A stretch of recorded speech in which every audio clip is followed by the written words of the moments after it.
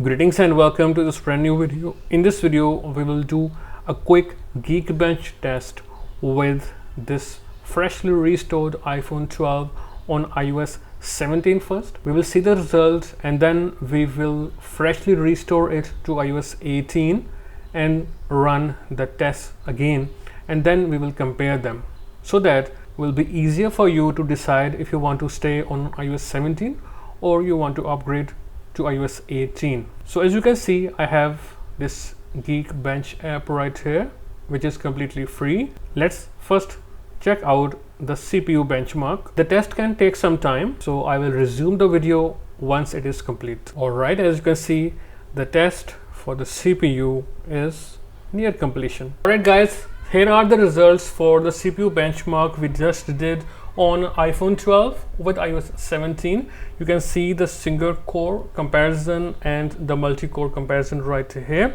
Now we will go back and do the GPU benchmark also. Once this test is complete, we will see the results and then we will freshly restore the device to iOS 18 and repeat the test. Alright, so the GPU benchmark results are here, and if you check out the GPU tab, you can compare them. Alright, now I am freshly restoring this iPhone 12 to iOS 18 using 3U tools, as you can see it right here. Once the process is complete, we will proceed. Alright guys, here we go with iPhone 12 freshly restored on iOS 18 and Geekbench already installed. You can see the version, you can see the device. First of all, let's do the CPU benchmark here. Let's wait for the process to finish and we will see the results. Alright, so this test is near completion. So here are the results for the CPU benchmark on iOS 18 on iPhone 12. You can check out and compare the single core and multi-core right here. Now we will go back and perform the GPU benchmark also. We'll wait for the test to complete. So the GPU benchmark is now near completion and you can see the results right here. If I check out the GPU tab, you can compare.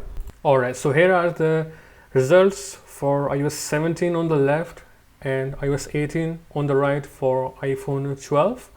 You can see the score for single core has reduced with iOS 18, but the multi-core score has increased a little bit. And here are the GPU benchmark results for iOS 17 on the left, and on the right we have iOS 18's results. And we can see some improvements with the GPU benchmark results with iOS 18. That's all for this video guys. If you still have questions, please ask in the comment section and I will reply you as soon as possible. I will see you in a new video. Goodbye and take care of yourself.